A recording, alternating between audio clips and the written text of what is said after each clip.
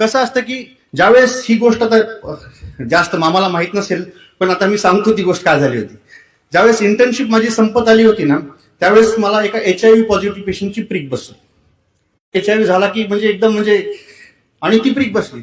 आणि त्यावेळेस मग आता आमची अभ्यासाचा टाइम आणि त्याच्यामध्ये ही प्रिक झालेली. त्यावेळेस मला एक इनलाइटमेंट कळली. त्यावेळेस मला साक्षात्कार झाला की माणसासाठी काय महत्वाचं असतं. माणसासाठी पीस ऑफ माइंड महत्वाची असते, मिनिमम गडनेस असतो, बाकी काहीच नाही. मला त्या काळात जरी एखाद्याला पीक बसली तरी पॉझिटिव्ह होतो असं नाही. 6 महिन्यांनी आपल्याला टेस्ट करायची असते, ती निगेटिव्ह येते. म्हणजे काही लोकांना, म्हणजे 1000मध्ये 3 लोकांना होतं. म्हणजे मला चान्स होता फार कमी, पण तरी पण तो चान्स होता.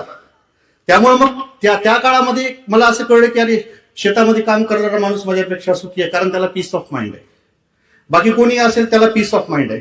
बाकी सगळ्या गोष्टी शुल्लक वाटायला लागल्या. अरे ये दुनिया जला दो फूंक डालो, ये दुनिया अशीच आली होती सगळी. शेवटी स्वतःवर आलं ना, शेवटी हेल्थ महत्वाची असते.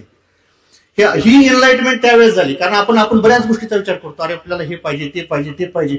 पण जेव्हा माणसाच्या स्वतःच्या हेल्थवर येतो त्यावेळेस आपल्याला कळतं की अरे, पीस ऑफ माइंड सगळ्यात महत्वाची आहे. आपल्याला मानसिक हे, आणि हे त्याच्यामध्ये ते मी निगेटिव्ह आलो तो भाग वेगळा.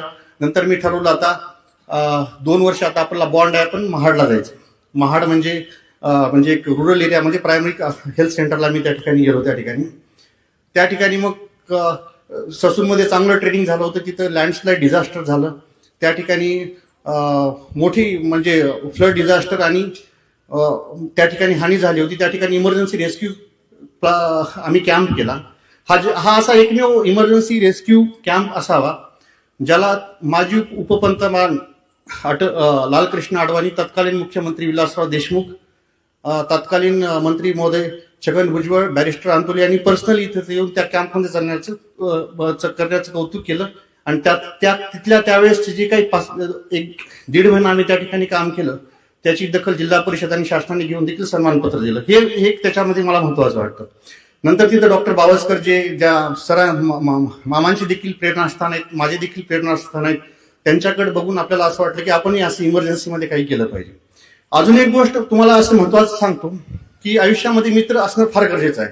ज्यावेळेस मी त्या ठिकाणी होतो त्यावेळेस CMC वेल्लोर तिथे एक माझा मित्र गेला होता. तो मला दर आठवड्याला फोन करायचा, अरे तू तिथं काय करतो, इकडे ये. शेवटी त्याच्या फोननं वैतागून मी ठरवलं आम्ही अभ्यास करतो.